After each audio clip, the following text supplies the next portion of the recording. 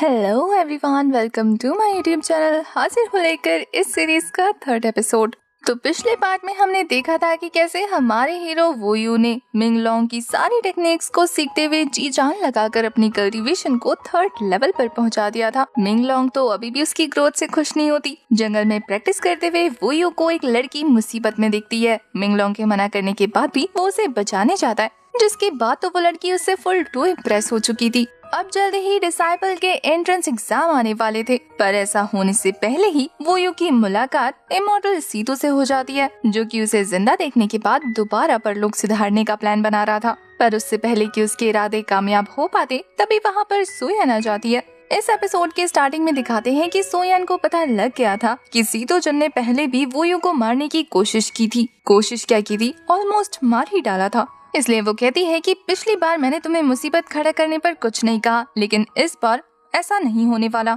इसलिए अपने चमचों को पकड़ो और यहाँ से दफा हो जाओ। पर सीतो जितना ज्यादा बदतमीज था, वो सामने से कहता है कि सीनियर सिस्टर सू, ये मेरा पर्सनल मैटर है, जैसे ही मेरे काम खत्म हो जाएंगे मैं यहाँ से चला जाऊंगा। ये सुनकर तो सोयन बुरी तरीके से भड़कते हुए कहती है कि सेट को क्या तुमने अपने बाप का घर समझ के रखा है, जो यहाँ पर अपनी मनमर्जियाँ किए जा रहे हो। पर वो तो सोयन को रिलैक्स रहने को कहता है, ये कहते हुए कि ये मैटर इतना ज्यादा बड़ा नहीं है। इसके अलावा मैं आपका ध्यान एक और चीज की तरफ खींचना चाहता हूँ। और फिर वो अपने थर्ड ब्रदर मिंगलैंग के बारे में बताते हुए कहता है कि वो ऑलरेडी बॉडी टेम्परेरी ज्ञान की पीक पर पहुंच चुका है। वो अपने भाई की पोजीशन का यूज करके असल में सोयन को धमकी देने की कोशिश कर रहा था, पर वो तो उसकी बातों को इग्नोर करते हुए उसे कड़ाकेदार चांटा चढ़ देती है। बेचारे ने इस चांटे की उम्मीद भी नहीं की थी, इसलिए एक ही थप्पड़ में जमीन पर गिर जाता है। इस बात पर उसकी बॉडीगार्ड गोयू को गुस्सा तो काफी आता है, पर वो कुछ कर नहीं सकती थी ना, इसलिए बस अपने दांत पीसकर अपने मास्टर को संभालती रह जाती है। वहीं सोयन उन्हें वहाँ से दफा होने को कह देती है। उन दोनों नमूने के वहाँ से जाने के बाद अंकल सन सेक्रेटर को थैंक यू बोलने लगते हैं उनकी हेल्प करने के लिए। सोयन जाते जाते वो यू से कहती है कि लास्ट नाइट को जो भी हुआ था उसके बारे में यहाँ किसी को भी पता नहीं लगना चाहिए, क्योंकि वो नहीं चाहती थी कि सबको ऐसा लगे कि वो यू ने उसकी हेल्प की है, तो इस वजह से वो यू की हेल्प कर रही है। अब इसके बाद हमें सीधा एग्जाम अरीना का सीन दिखाते हैं, जहाँ पर सभी डिसाइपल्स इकट्ठा हो गए थे जो कि इस एंट्रेंस टेस्ट को क्लियर करना चाहते थे। सेक लीडर सोयन समेत सारी ऑडियंस भी वहाँ पर इकट्ठा हो चुकी थी, जिसमें से एक सीतोजिन और उसकी चमची भी थी। इंचार्ज वहाँ पर अपीयर होकर सभी कैंडिडेट को रूल समझाने लगते हैं। वो कहते हैं कि डीमंस की 3 वेव को रिलीज किया जाएगा। वहाँ पर जाने वाले डिसाइपल रेड फायर तलिस्मान का यूज करके वहाँ से एस्केप कर सकते हैं अगर वो मुसीबत में पड़ जाते हैं तो। इस इमॉर्टल पाथ को क्लियर करने वाले 10 डिसाइपल के बीच में 1-on-1 बैटल होगी और वही उनकी फाइनल बैटल होगी। वहाँ पर आए सर्वेंट्स इन सारी चीजों को सुनकर काफी ज्यादा एक्साइटेड हो जाते हैं, लेकिन वहीं सीतोजन उन सभी का मजाक उड़ाते हुए कहता है कि ये तो सिर्फ एक टुकड़े हैं जो कि नौकर से कम है। इन्हें लगता है कि ये एक दिन इमॉर्टल बन पाएंगे। उसकी चमची भी उसका फुल टू साथ देते हुए इनका मजाक उड़ा रही थी। यहाँ दूसरे एल्डर पीक मास्टर सोयन से कंफर्म करते हैं कि क्या उन्हें एग्जाम स्टार्ट कर देना चाहिए, पर वो कहती है कि नहीं, अभी एक पर्सन एंटर होना बाकी है। वो बात कर रही थी वो यू की, जो कि अंकल सन को अपनी पीठ पर उठाए तेजी से भागते भागते एग्जाम हॉल की तरफ आ रहा था। अंकल सन तो वो यू से कहते हैं कि अगर तुमने इमॉर्टल सेट एग्जाम को टॉप किया ना, तो फिर मैं तुम्हें अपना 30 सालों से रिफाइन किया हुआ स्नो स्कल्पचर वाइन दूंगा और फिर हम दोनों मिलकर सेलिब्रेट करेंगे। अब इस डील को कंप्लीट करने के बाद वो तेजी से उन्हें लेकर वहाँ से दौड़ लगा देता है। वो यू के बैटल ग्राउंड पहुँचने पर इंचार्ज वहाँ का पोर्टल ओपन कर देते हैं, जो कि उन्हें सीधा अंडरग्राउंड जंगल की तरफ ले जाता है। ऑडियंस एक्साइटेड थी इस साल के टॉपर को देखने के लिए। बच्चे धीरे धीरे उस पोर्टल को क्रॉस करते हुए जंगल में एंटर करते हैं, जहाँ एक से बढ़कर एक बीस्ट उन पर हमला किए जा रहा था। वो यू के ऊपर तो एक ब्लैक पाइथन अटैक कर देता है, जिसे वो काफी ज्यादा स्वैग के साथ मल्टीपल स्लैश लगाकर डिस्ट्रॉय कर देता है। उसके किलर मूव्स को देखने के बाद तो मिंगलोंग भी खुद को तारीफ करने से नहीं रोक पाती। वो तो कहती है कि आज तुम कमाल कर रहे हो।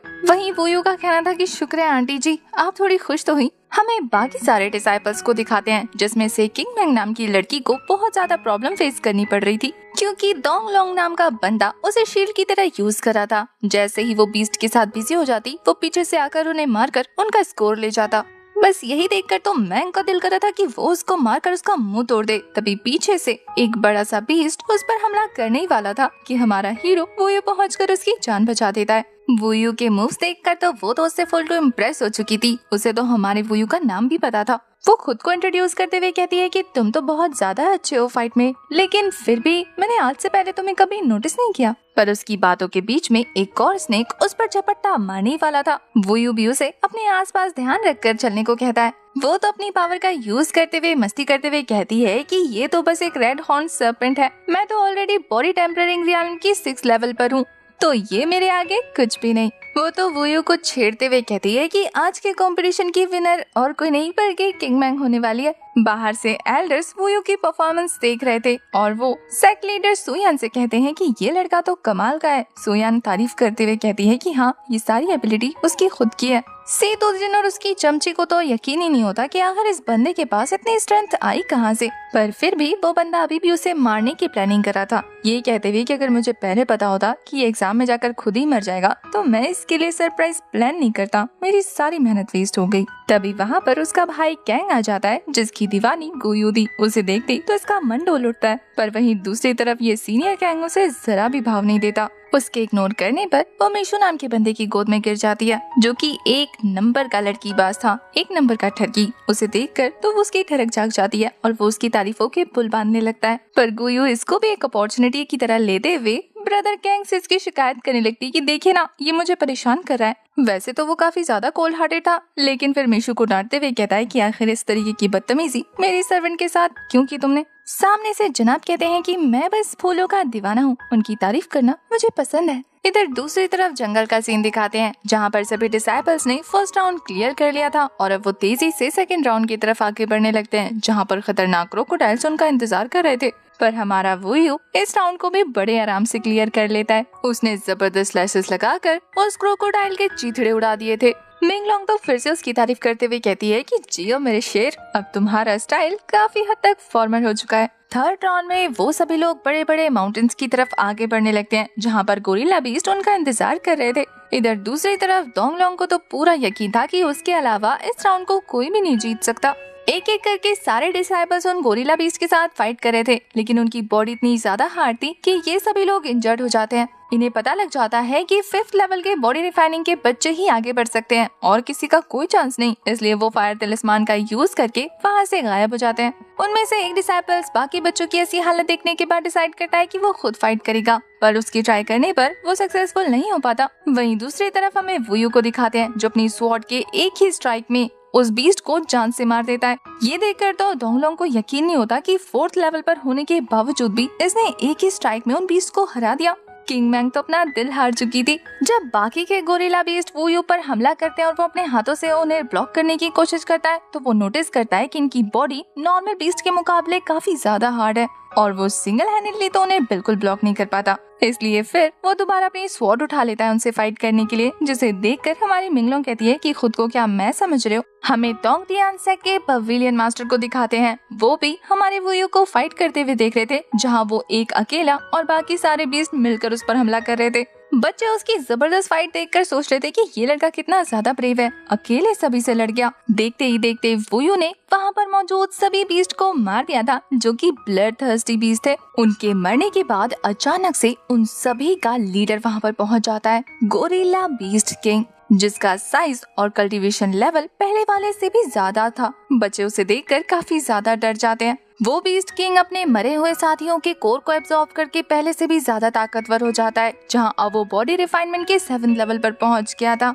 सारे डिसाइबल्स परेशान होने लगते हैं, लेकिन हमारा वूयू कहता है कि एक साथ मिलकर अटैक करते हैं। उसके ऐसा कहते ही डोंगलोंग अपने 13 स्वॉर्ड टेक्निक के साथ आगे बढ़ गया था। वहीं दूसरा वाला डिसाइबल फैंटम सर्पेंट स्टेप के साथ आगे बढ़ गया था और किंग मैंग अपने ग्रीन फायर टेक्निक के साथ आगे बढ़ने लगती है। सारे डिसाइपल्स के एक साथ मिलकर अटैक करने के बावजूद भी वो उस बीस्ट को जरा सा भी हिट नहीं दे पाते, बल्कि वही जोर से रोर करके हिट करके उन सभी को दूर फेंक देता है। सभी डिसाइपल्स समझ गए थे कि अब वो इसे नहीं हरा सकते, इसलिए वो लोग वहाँ से जाने की तैयारी करने लगते हैं। यहाँ किंग मैंग नोटिस करती है कि वूयू जरा भी मूव नहीं करा। वो उसे कहती है कि चलो, नहीं तो ये हमें मार देगा। वूयू की स्वॉर्ड भी टूट गई थी, लेकिन वो फिर भी हार मानने से मना करते हुए कहता है कि मुझे इस कंपटीशन को जीतना है और यहाँ का डिसाइपल बनना है, मुझे नौकरों वाली जिंदगी और नहीं जीनी। किंग मैंग कहती है कि तुम्हारी स्वॉर्ड टूट गई है तो फिर तुम फाइट कैसे करोगे। हमारा वूयू अपने गोल्डन स्टाफ को बाहर निकाल लेता है और लग जाता है उस गोरिल्ला बीस्ट के साथ दो हाथ करने के लिए, जहाँ स्टार्टिंग में तो उसे काफी ज्यादा प्रॉब्लम फेस करनी पड़ रही थी, पर वो डिसाइड करता है कि वो एक ही हिट करेगा, लेकिन इस बीस्ट के एक वीकेस्ट पॉइंट पर, जिससे उसे बार बार इसके साथ फाइट नहीं करनी होगी। वहीं उसके जज्बे को देखकर डोंगलोंग भी लाइक, क्या इसे सच में लगता है कि ये अपनी टूटी हुई लकड़ी के साथ दुनिया बदल देगा? पर वो यूं तो सच में ऐसा करने वाला था। सबसे पहले तो वो उस बीस्ट को डिस्ट्रैक्ट करता है और फिर उसके काफी पास पहुंचकर उसकी वीक पॉइंट पर हिट करके उसके मेरिडियंस को डिस्ट्रॉय कर देता है। ये वही वाली टेक्निक थी जिसका यूज करके उसने पहले वाले बियर बीस्ट को भी हराया था। वोयू ने सक्सेसफुली उस बीस्ट को मार दिया था, तो एल्डर डिसाइड करते हैं कि जो भी सही सलामत बाहर आएगा वही फर्स्ट होगा। यहाँ सीतुजिन, जैसे कि अब तक ऐसा ही लग रहा था कि वोयू हार गया होगा, वो कहता है कि अगर ये वोयू हुआ तो देखने में मजा आने वाला है। शो काफी ज्यादा इंटरेस्टिंग हो चुका है। जैसे ही पोर्टल खुलते हैं, सबसे पहले हमारा वोयू बाहर निकलता है, जिसे देखकर अंकल सन काफी ज्यादा खुश हो जाते हैं। वो कहते हैं कि देखा देखा, इसे मैंने सिखाया है, ये मेरा बेटा है, कितना कमाल का था ना। ये बातें सीतोजिन ने भी सुन ली थी। आसपास के बच्चे अंकल सन को मोटिवेट करते हुए कहते हैं कि अब तो आपके दिन बदलने वाले हैं। अगर वोयू ने टॉप किया तो फिर सेक्ट में आपकी पोजीशन हाई हो जाएगी। वो भी काफी ज्यादा खुश हो गए थे। सीतोजिन अंकल सन की तारीफ करते हुए कहता है कि मुझे नहीं पता था कि एक मामूली सर्वेंट को सिखाने वाले के पास इतनी अच्छी मार्शल आर्ट स्किल्स होंगी। आप तो सच में कमाल के टीचर हैं सन। अपनी तारीफ पर अंकल सन काफी ज्यादा खुश हो जाते हैं, लेकिन वो ये नोटिस नहीं करते कि अचानक से ये सपोला उनका दोस्त कैसे बन गया। वहीं सीतोजिन अपनी बात को जारी रखते हुए कहता है कि अगर वो यूएस कंपटीशन को टॉप करता है तो फिर तो वो बड़ी जल्दी टोंगटियान स्वॉर्ड सेट का डिसाइपल बन जाएगा, यानी कि फिर वो हमारा सबऑर्डिनेट होगा और हम एक फैमिली बन जाएंगे। मुझे लगता है कि इस मामले में हम लोगों को अपना रिश्ता और ज्यादा गहरा कर लेना चाहिए। उसकी बातें सुनकर तो अंकल सन और भी ज्यादा खुश हो जाते हैं, पर पता नहीं क्यों इस बंदे की मुस्कुराहट देखकर ऐसा लग रहा है जैसे कि इसके इरादे ठीक नहीं है,